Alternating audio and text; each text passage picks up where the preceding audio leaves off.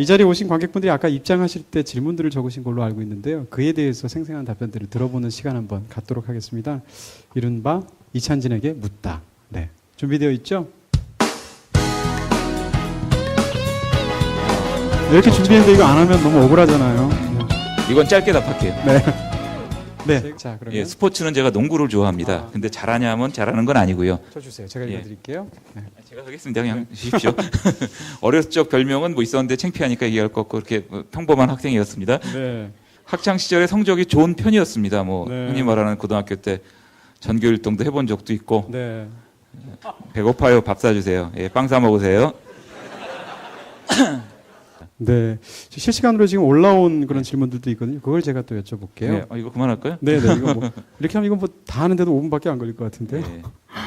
트위터와 페이스북으로 대표되는 SNS 열풍이 언제까지 지속될 것이라고 보시나요? 이미 사용 중 탈퇴자도 증가 추세라고 알고 있고 성장세도 많이 꺾였다고 하는데요. 저분은 좀 잘못 알고 계시는 것 같고요. 아, 네. 뭐 가입해서 탈퇴했다 그러죠, 뭐 다.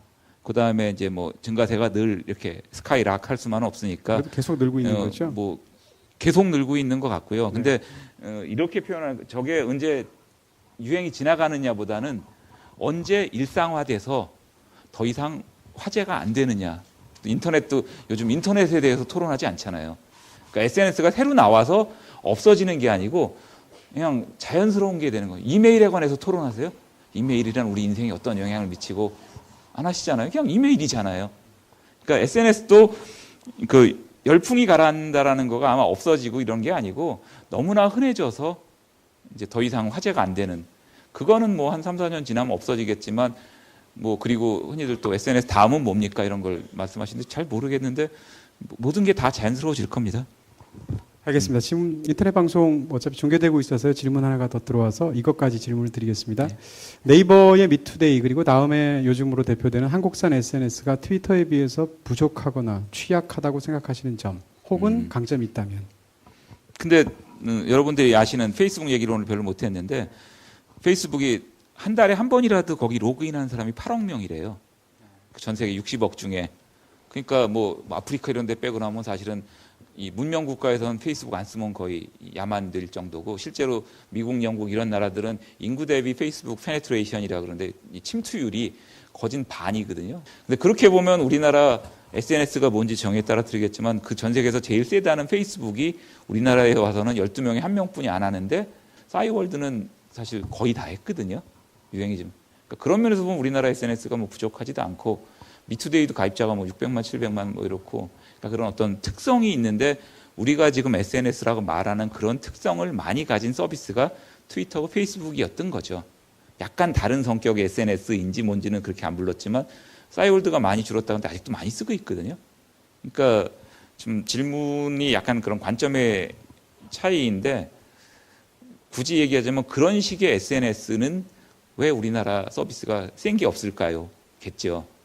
그거는 아마 문화적인 차이일 것 같아요.